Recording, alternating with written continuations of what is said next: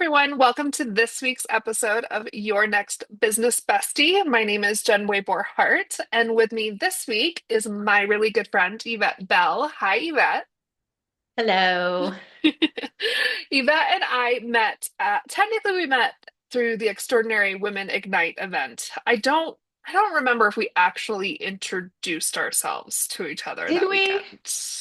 I don't have really much I don't even know if I have a memory of you. I mean, I met so many people there, and Yeah, I mean, you obviously were one of them, but it was just like I don't passing remember the by, other like, ones yeah, either. right? Except And for I mean, like the that event people I is was sitting with. huge. Yeah.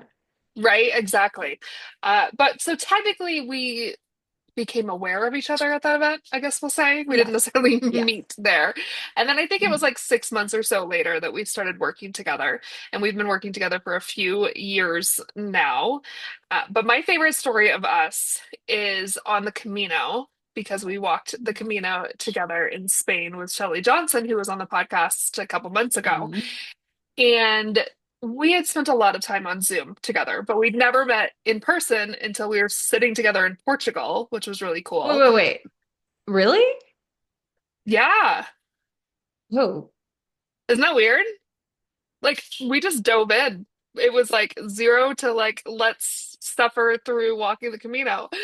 So it was day one, and this is like a pivotal moment in like the I know Yvette and I are going to be friends, even if we don't do any more work Yes. together moments. We sat down next to each other. It was like the side of a busy road, and I looked at you and I go, "This fucking sucks," and we just started cracking up laughing.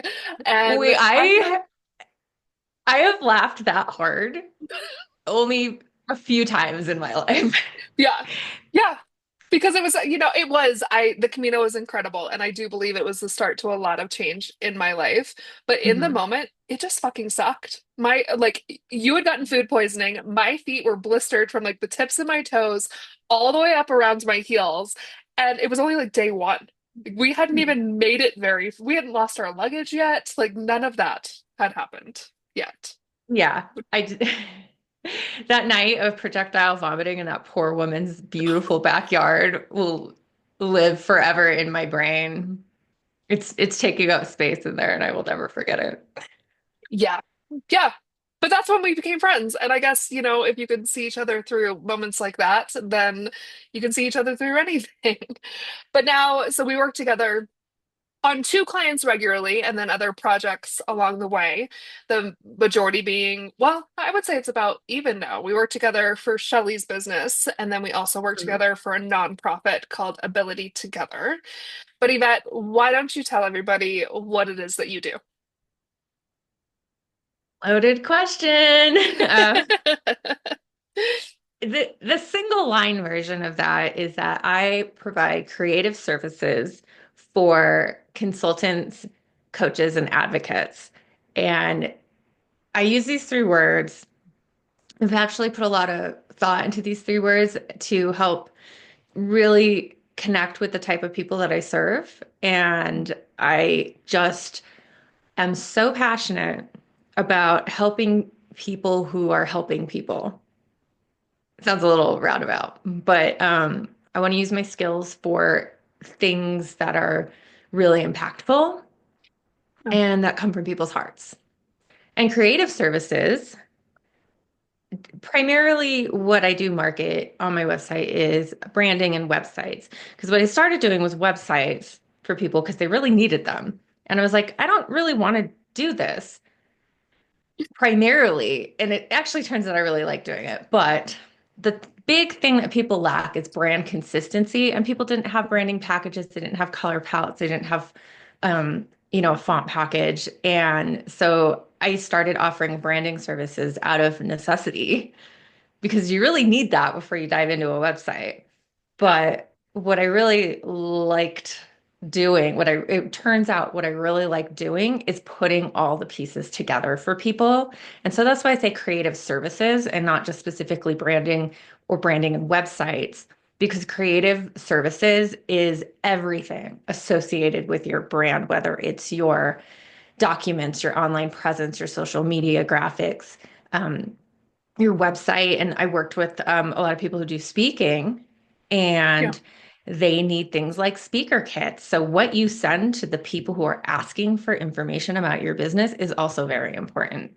And it's just really how people perceive your brand. It just needs to be consistent across everything you do. And that's just where my heart is. Yeah. So how long have you been self-employed? Let's start there. When did you start your business? Ooh.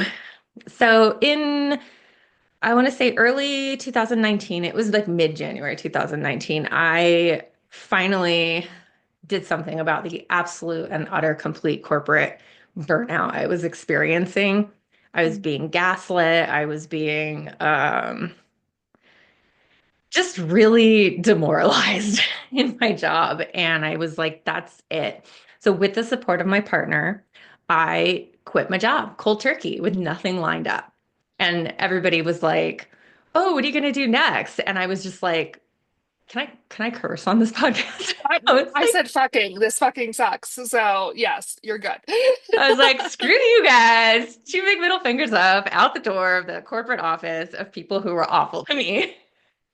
Yeah. And I took some time off. I traveled, and actually, fun fact, 6 months after that, I met Keith, who you mentioned earlier in your little intro, who was our nonprofit, and started working with him in a very entry level minimum wage capacity.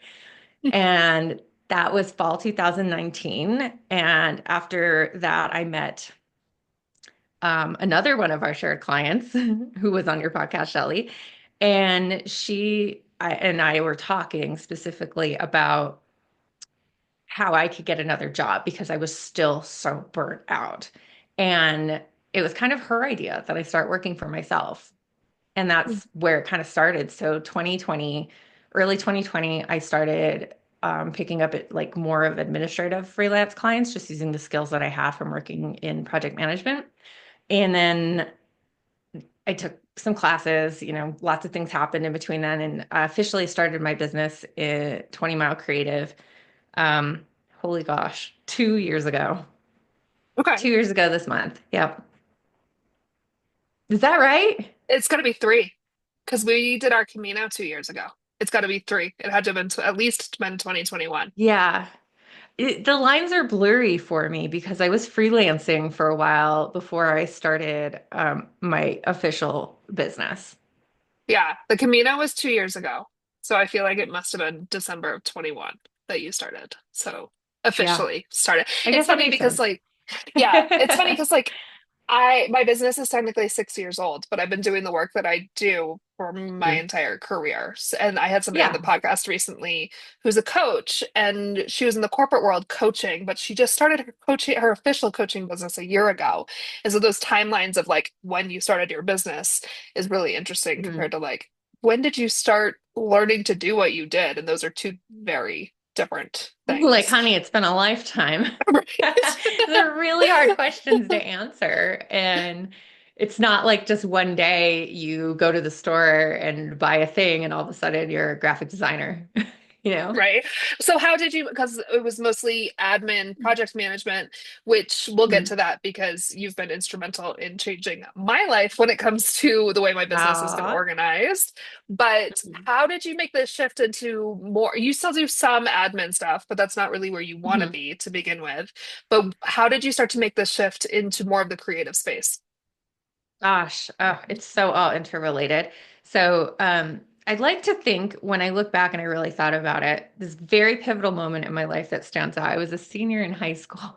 No, I'm sorry. I was a junior in high school and I was a TA for my computer teacher. And just to give you some hints on the timeline of when that was, what era we're talking about, people in general did not have home computers, and I knew like one person with the internet, and it was like AOL dial-up. So these are the kinds of computers we were using, and they were just blue and white square screens.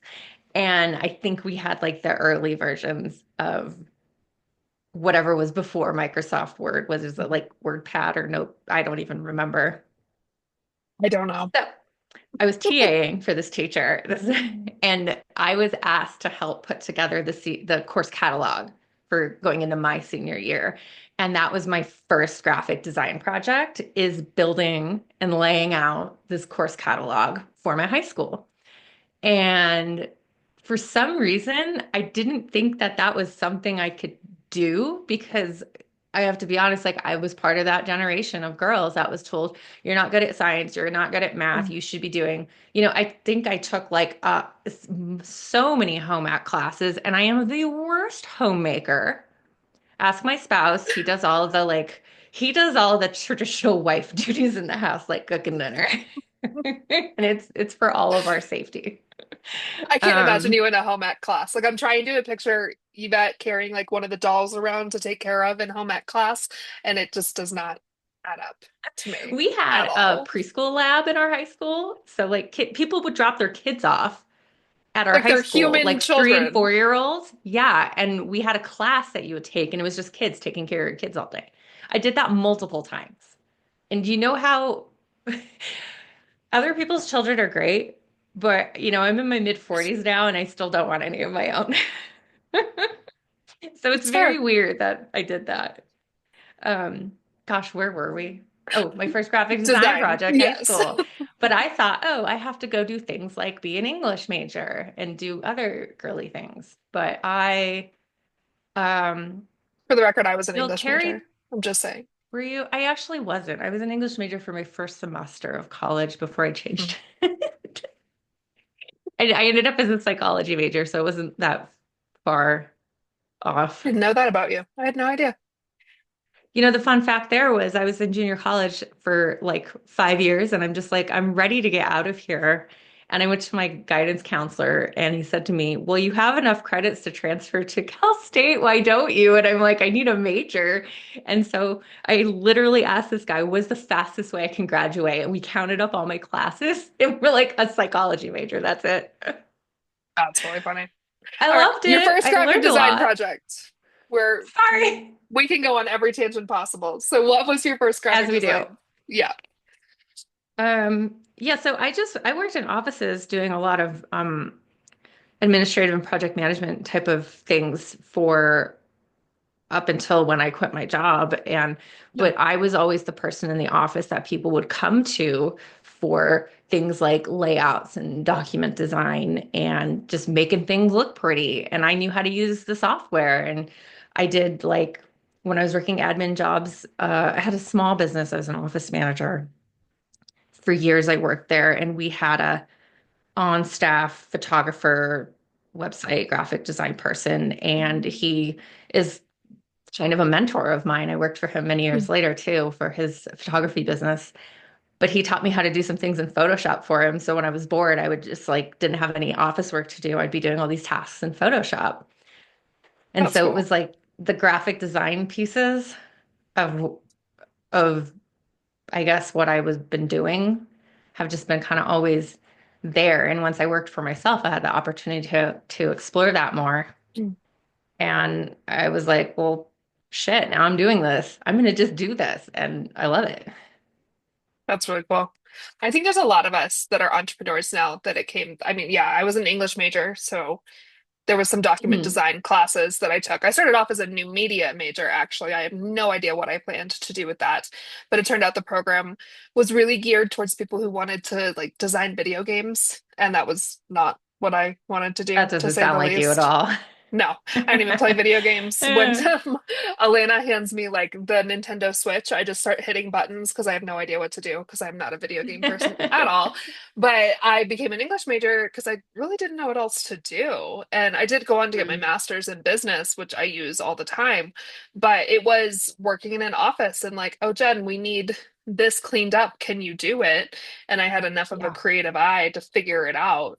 And now Mhm. we've made careers out of it. Where did the name of your business come from? Have I told you this story before? Years ago, and I'm Okay. sure as soon as you tell it, I'm gonna remember. But yeah. Okay. I was in college. I was with my friends. I had, gosh, there was probably 5 of us total, and half of the guys were music majors. And so we were doing the things like where we'd stay up late, we were going to shows, we were getting like way too high. And so I did not like to imbibe in nature.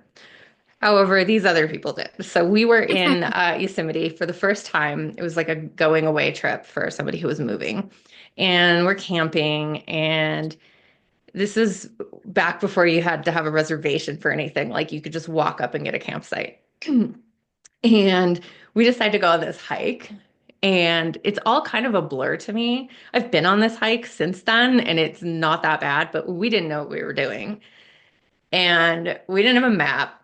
We didn't have flashlights. We didn't have the proper equipment like shoes. They think someone was in sandals and someone else was in Doc Martens.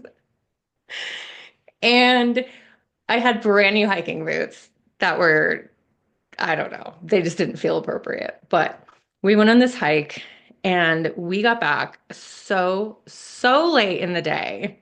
It was a little bit insane, but we mapped it out later. And it turned out that this hike was roughly 20 miles long. It was not supposed to be, but we did make a few wrong turns and we were really destroyed the day after that. So, fast forward maybe like a year later when Gmail becomes a thing and somebody says to me, "Oh, what's your Gmail going to be?" And you know, you're a kid and you're thinking of something creative. And I'm thinking back to that hike and I'm going 20-mile hike. And so I've been using the moniker 20-mile hike since I was in college, which was a long time ago. And when I started coming up with names for my business, that just 20 mile, like always stuck with me. And so 20 Mile Creative was kind of born from that reminder that I can do hard things and I can go really far and I can succeed. And that's what I bring to my business in the same way is that, you know, I'm supporting people who want to go that extra mile and are going to do it and they're going to succeed. Very cool. What does your business, we know who you work with, but what does Mhm. your business overall look like now? Primarily doing websites, doing a lot of branding, or maybe the question is, what do you want to be doing now in this chapter? Good question. Yes. Um, so what it looks like right now is I do a lot of ongoing work. So I have people that I've worked with. So I have some retainer clients where I have work for them that I do every month. And I also have a host of clients that are on maintenance contracts. So I've built them websites. I host their websites and I keep them updated and they, you know, pay me a little fee for that. Now, I do also project work. So that might be building a website, building brand, or even something else like building out some other kind of media for a business. And those projects usually last a few months. And a lot of those clients have become ongoing clients who will call me for other services periodically.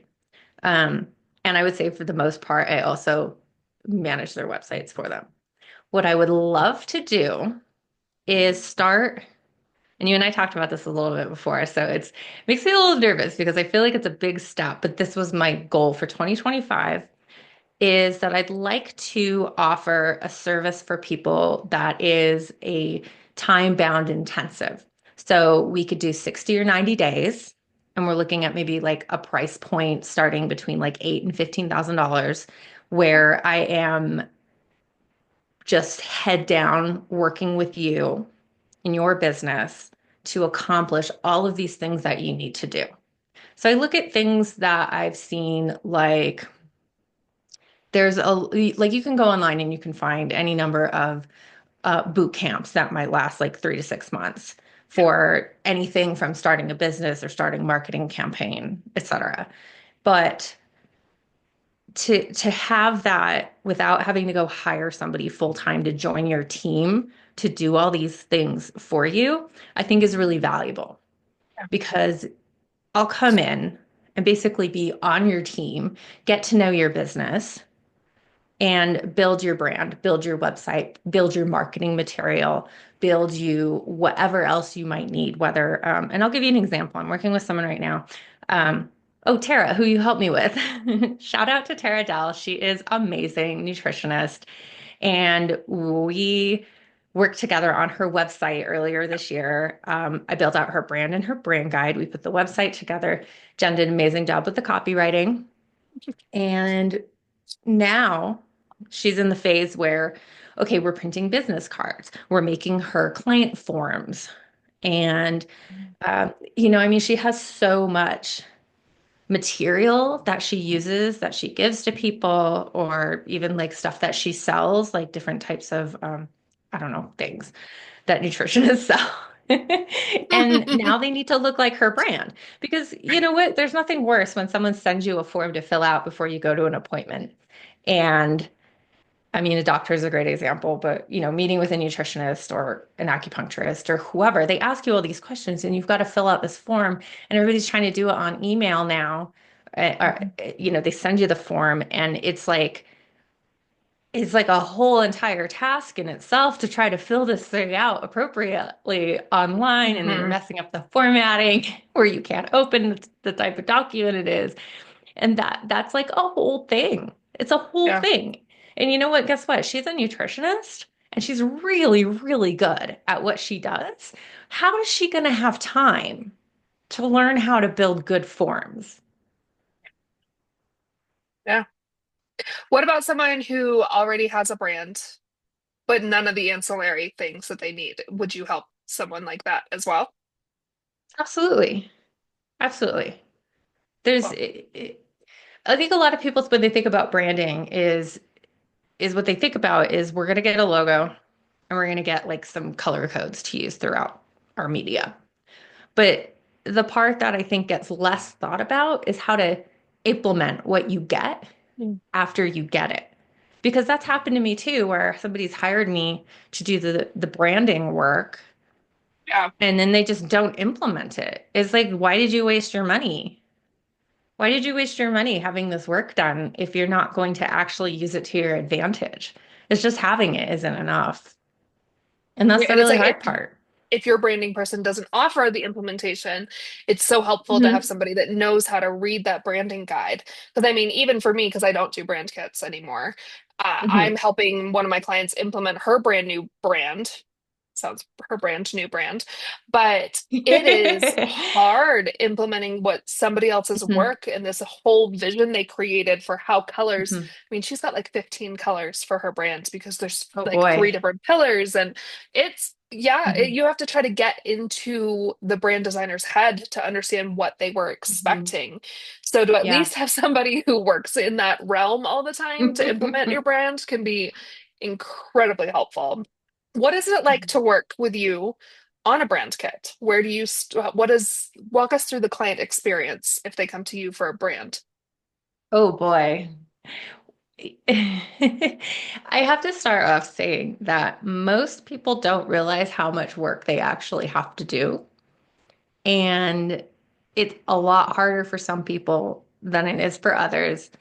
So I've had a client come to me and it's a hair salon.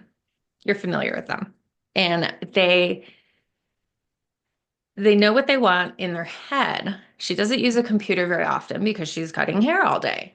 And getting her to fill out like forms that tell me the information that I need to move forward with what I'm doing for her is really hard for her. So other people are on a computer all day and you could send them I send them this form and I say, hey, these are all the things I need to know about you and your company before I can even begin doing research on my end. And some people are great. I love that, doing it all day long, no problem. So I think people need to know that when I ask you all these really hard questions, it's going to get a little personal. It might be a little Yeah. emotional. It's going to be really thought-provoking that I will be there to support you. So my first client I was just mentioning to you, the hair salon, I went and I met with her regularly. We sat down in a room together. We had a cup of coffee or a glass of wine, and I asked her the questions and I wrote down the notes and I let her know that I was like there to support her through this because it was really hard for her to get it all out. and it Yeah. was a great success. And I think some people, this is a good question because people are really all over the place. I do think it's Yeah. really important that people know that I'm I'm more than just going to like take their idea and draw a logo out. I'm going to work with them to really express who they are, what they want represented through their business so that it actually reflects them. What kind of questions do you ask in this initial process? Um, I think probably the most important question is when people look at your brand, how do you want them to feel? How do you want them to feel when they interact with you? What's your number one goal for your brand? So like say we are building a website, if somebody is going to go to your website and do one thing and one thing only, what's that one thing? And I think that tells us a lot of information about the business. Yeah, it's interesting because I think so many of us offer so many things. So Hmm. I think that's such a great question. I'm building a website for my friend Shalisa, who was on the podcast. I think she was the eighth episode, so very beginning of the podcast. Mhm. She makes gourmet marshmallows. And she Oh, also I like listened to that one. Yeah. yeah, so she sets up at events with them. You can make s'mores. It's a whole Mm. experience.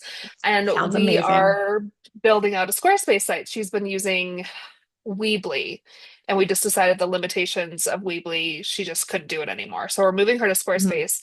And it's funny, I worded it different, but it was the same thing. Like, what is the priority? If clients come to your site, Yep. what is the one thing you want them to easiest to be able to do? Because she has a subscription.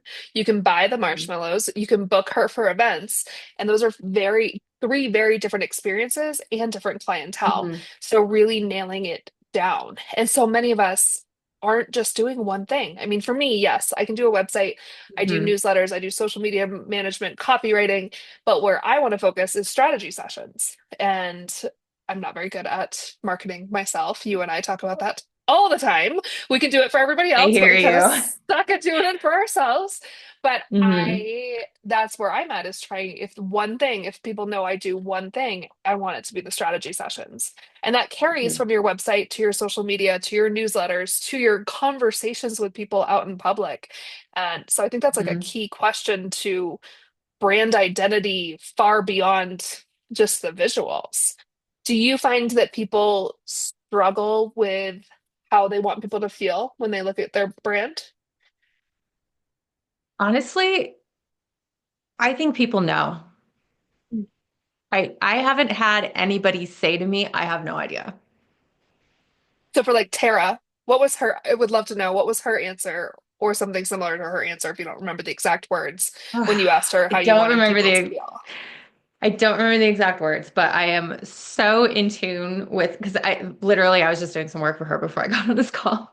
But I'm so in tune with her brand message, and her brand message is about encouragement and fun. Yeah. And it's like, and that's kind of her catchphrase is, do you have a wild idea? What's your wild idea? Let's do it. Let's have some fun. Let's be Yeah. bright and bold and, you know, basically grab life by the horns and run, and she is all about that. And her brand really reflects that. She's got bright, fun colors. Oh, She's got like a really cool vibe. A lot of the elements in her designs show motion and movement and like going forward. And the balance between that was take that feeling and make her look like an expert. It was a lot of fun. yeah. Writing the copy for that website was a lot of fun. And I'll link it in the show notes for this episode. But it's a great Mm-hmm. example of you and me working together, which I love because I do too, so we have a much. pretty good system down. Hmm. Okay, so let's talk about some other brands that I know you've done and how you would Okay. describe them. We've mentioned Ability Together. So, for those listening that Hmm. have not heard of Ability Together, um, Keith Bonchak is the president and founder of Ability Together, which is based out of California. But his mission is to make healthcare facilities, wellness facilities more accessible and equitable for people, for everyone, for those with disabilities that are deaf, hard of hearing. And Yvette and I work together on the website, the social media, and the Hmm. newsletters for Keith. but you did the branding for it. So what are the feelings that that brand is supposed to evoke? Yeah, give us more on that brand. Yeah, so this is a interesting case because they didn't really have branding when I started working with Keith, and but he had kind of a theme, like a look and a feel. And so I did adapt that and refine that and really bring it into its own. So full disclosure, I did not make the logo. He had that done by a service, and he likes it, so we are running with it. Side note on this, there is this logo is only in one round logo. And so I do want to say to everybody out there that's listening to this and thinking about like, oh my gosh, I need to get my branding done. I need a new logo. When you get your logo done, it is very important that you have multiple versions of it. And I won't get into like the technical details of what they're all called, but you're going to want one that fits in horizontal spaces, and you're going to want to have one that fits into a more square space. And Yeah. so it's harder to design other things if you don't have that. So that was my little PSA for everybody listening. Um, so his brand really is to evoke a sense of comfort, I think, Yeah. and easy to understand. And Yeah. I think that is really reminiscent of his attitude and the whole company's mission about everyone being welcome and everybody being all in this together. That's something that we say a lot within his media. So we've used elements that are soft.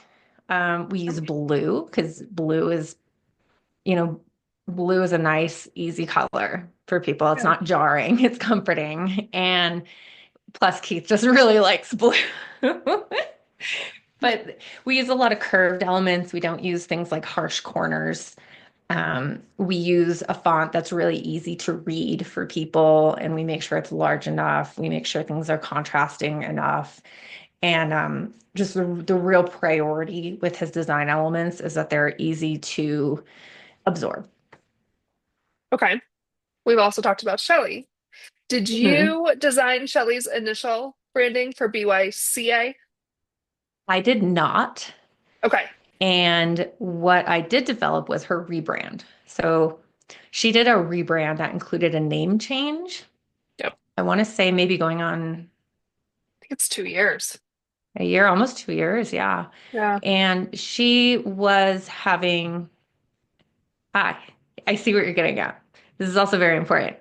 The clients,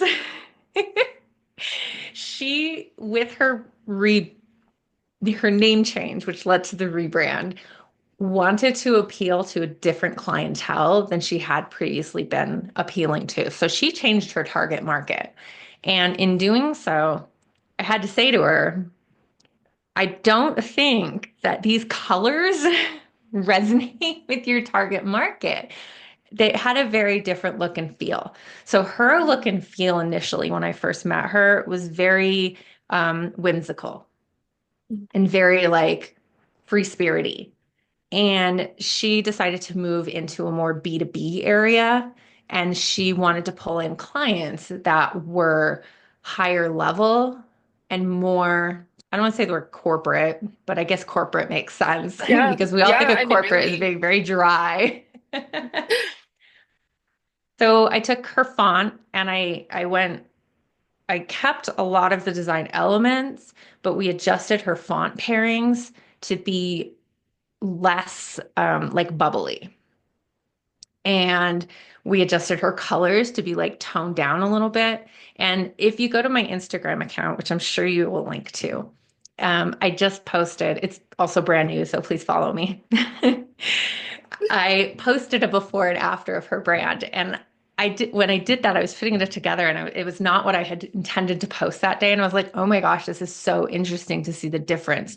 If you look at Yeah. the color palette side by side, she's like all about the bright and light, and then you go into the old color palette, which is like kind of almost hurts your eyes, and then you go over to the new color palette. I left this like bright orange red in there, and we've still got some purple elements, but her main colors are a pairing of blues, which I absolutely love, and those colors speak to a more professional audience. Yeah. It's amazing the difference that colors can just make. Absolutely. Every time And I talk to you about it was branding, just, yeah, I go mean, it ahead. was just taking this like kind of garish purple that she had and just tweaking it a little bit. So like great, she likes purple. She still has purple, but it's not Mm. hurting anybody's eyes anymore. Sorry, no Yeah. offense, Shelly. We love you, Shelley. Every time we talk about branding, I'm like tempted to throw my color. I love my colors, but I feel like I do there's like your colors. changes to I keep playing with them and adding colors. For the longest time I like Mm, wouldn't add a color. And then I was like, it's my brand. I can add a fucking color if I want to yeah. add a color. But my logo is one that is very horizontal. It's a very long logo. Mhm. And I do struggle with the fact that I don't have something that fits well. I end up using my icon, which is my fox. Her name is Yeah. Daphne. And I end up sticking her in the corner. And but then it doesn't have the name. So sometimes Mm, I think about pulling my logo apart and creating more of a stacked version of it. We can talk But, about that. you know, Daphne kind of does the trick, but yeah, I Yeah. think down the line it might need something more. So you work with people who like to help others, right? You and I talk a lot about Mhm. nonprofits and what we want to do with our businesses to pay it forward. Where does that drive come from for you? Oh, gosh, you have like the best questions today. I should know. I should know. Just I'm gonna also side because I keep sidebarring and you're just like, oh my God, Yvette, shut up and just answer the question. No, not The at all. sidebar, if you get to know Jen, she just knows how to really ask the right questions. I will Thank text her, you. I'll complain about something, and she'll just be like, so it's the really important thing. Why this or why that? Like, I don't know. I don't even know how to say it, but she's just like smacks you in the face with a question. And I'm just like, oh, Jen. And I'm like, you know what? That was actually the right question. So, Yeah, it's that type 8 Enneagram combined with my chart being full of Capricorn. I'm the person that kind of smacks you upside the head with what you need to hear, even if you don't always want to hear it. in the That's best way basically it. possible. In the I best try to do way. it nicely, but I'll send screenshots of text messages to my husband, and he'll be like, "Damn, you destroyed them." And I was like, "Really? I was trying to be nice." No, it's out of love. And I know that. It is. Um, It always is. Always is. But I also like to ask the questions that dig deeper. I mean, that's a big part of this podcast is like helping people, not only mhm, listeners, but the people as guests, like dig a little deeper. Why do you do what you do? mhm. Why do you care about what you care about? So, why do you work So, with who you work with, Yvette? excellent question, Jen. I since we're talking about people's stories on this podcast, I have always had, gosh, I was in the computer lab back when college installed computer labs, working on a paper. And I remember I was texting or calling or emailing my mom or something, and something came up in it was a psychology class I was in, of course, about helping people. And I told my mom, I said, if I can make a positive impact in just one person's one person's life that was, I don't want to say the word monumental, but like really significant for this person, Yeah. I will have felt like it was worth being here on this earth. And I started doing things like volunteering, and I am quite a bit of an introvert socially. And I was really struggling with putting myself out there in front of strangers. So I felt really bad. I felt a lot of guilt over that because I don't know why I feel like I want to help people. I just do. Maybe it's because I like being helped as a person. So why wouldn't other people like being helped as people? I guess Yeah.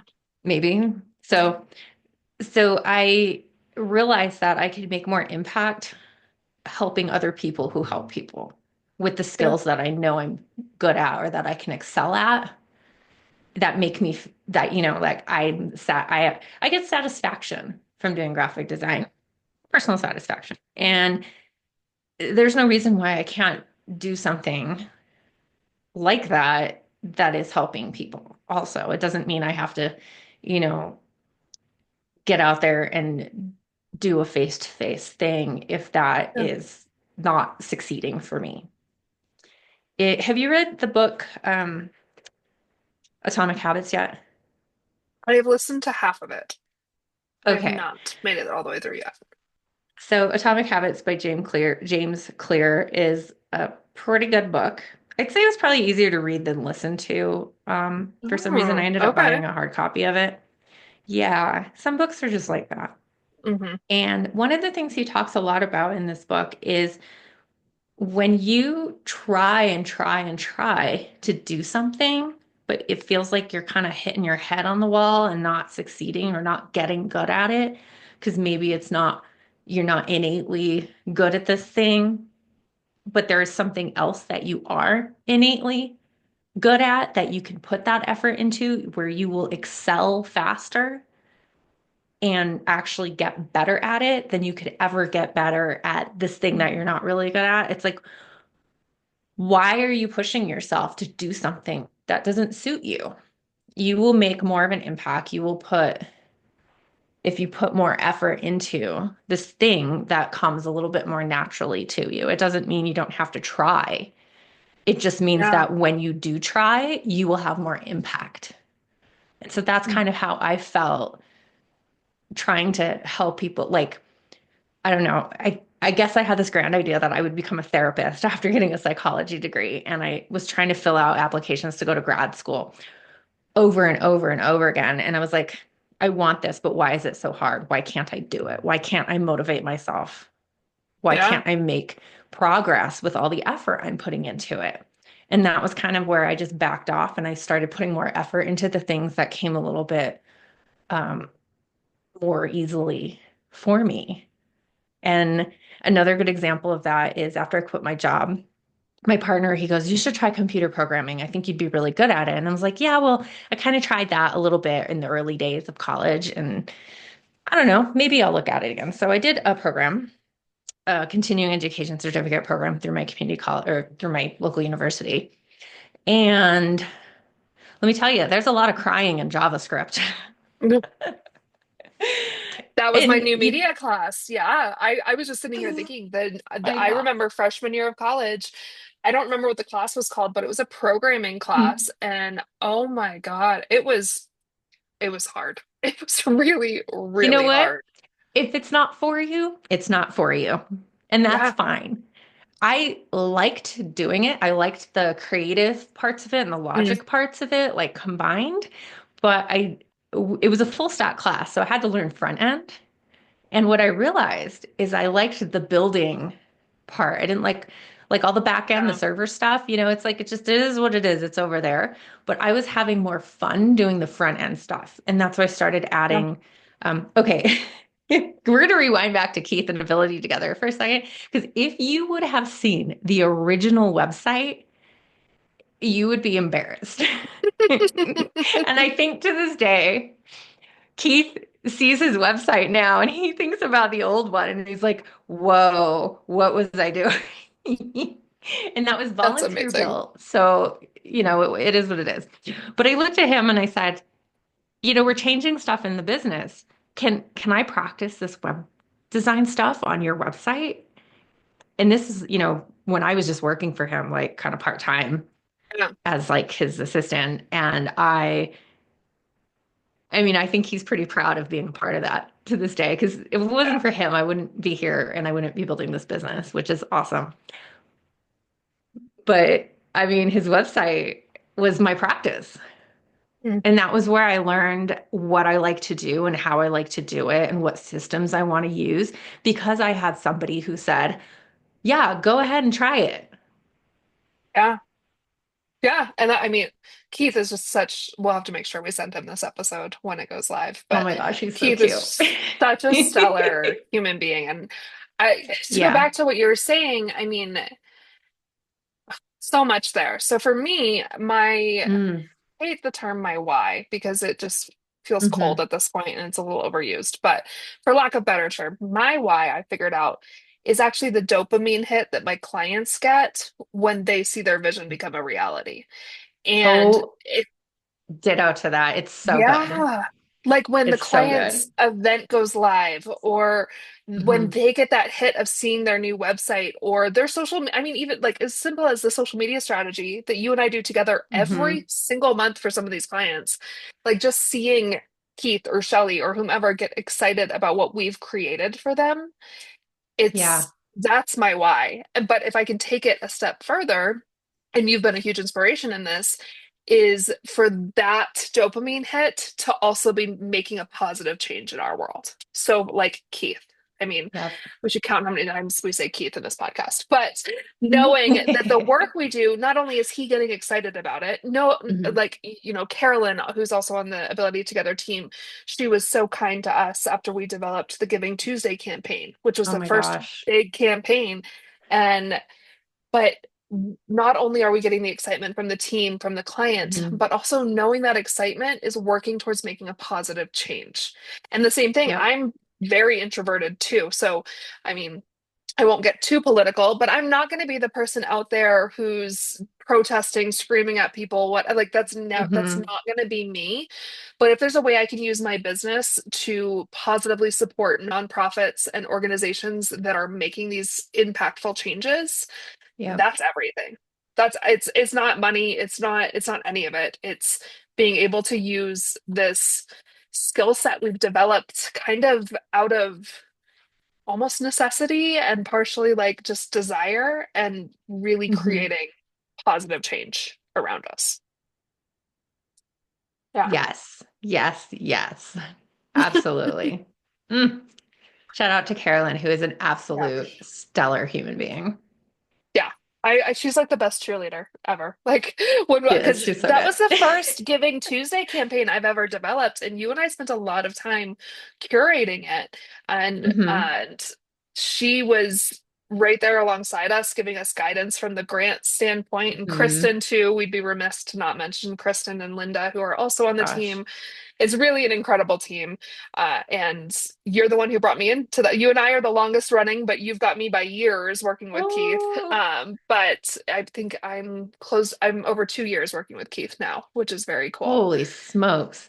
That went Yeah, by fast. so fast. All right. Before we run out of time, the question that I always ask that uh, sometimes there's a really obvious answer and sometimes it's a little Mhm. difficult. But what is the fire that keeps you going when entrepreneurship gets hard? And girl, it is hard. Sometimes it is hard. Um, I am so into the sense of empowerment that it has given me coming from a corporate world where I was in my late 30s and I was being treated like a child, even though I was so good at what I was doing. And I don't say that lightly, maybe I am biased, but I spent a lot of time becoming an expert at what I was doing. And Yeah. I was treated like a child. And there's this part of me that has put my foot down. And I have the power and the ability to choose who I work with. And I get to really just do everything that I want to do, that I'm good at, when I want to do it. And I feel respected. I feel respected. Yeah. Yeah. And I do it for my sanity. I do it for my sanity. Every time I think about, like, well, maybe I'll just get another job or work for someone else to make it easy because this is hard. And every time that thought crosses my mind, if I'm having a slump in the income, or if I haven't had a project for a while, I think about that. And I just like inside, I just like groan. And I think back to those Yeah. days when I was working in a corporate office, just absolutely being abused, job after job, being, oh, you're the administrative person. We can, how many times I've been called the girl at the front desk or the girl who answers the phone? Like, hi, thank you very much. I'm an adult woman and I am a Yeah. professional and I'm good at what I do. And I've worked really hard at this. So, like, can you? Yeah. stop infantilizing me, please. Yeah, I mean, when I ran my ex's construction business, even we'd have issues with Hmm. invoicing and these construction dudes. And I'm married to a blue collar man, like, don't get me wrong, but these blue collar dudes would assume I didn't know shit. And I was the one running that Hmm. business. And so my ex, I half the time I would end up emailing as my ex in order to get a response, My or God. he would have to call and Mm. then hand me the phone. And I mean, yeah, but for those listening, especially if you're starting out, I Mhm. think if you can get one powerful takeaway from both Yvette and myself is say no to the clients that don't align with you. Don't give up that sense of like Mhm. self-respect.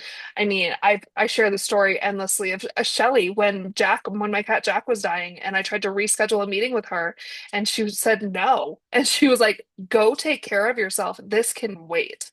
And I cried Yep. even more. I was already crying over Jack because I was like, shit, like my clients see me as human beings. Or my client Lisa, Yep. the divorce coach, we talked on a Thursday night and I was like, okay, like I'm gonna get the kiddo to bed and I'll work on this afterwards. And she was like, Jen, I can wait till tomorrow. I don't expect you to be instant oatmeal. And like there's such a power, right? Instant There's oatmeal. yeah, yeah. I And when love you're starting her. out, your client like you will have the clients that expect you to do things 10 minutes before they send you what they need.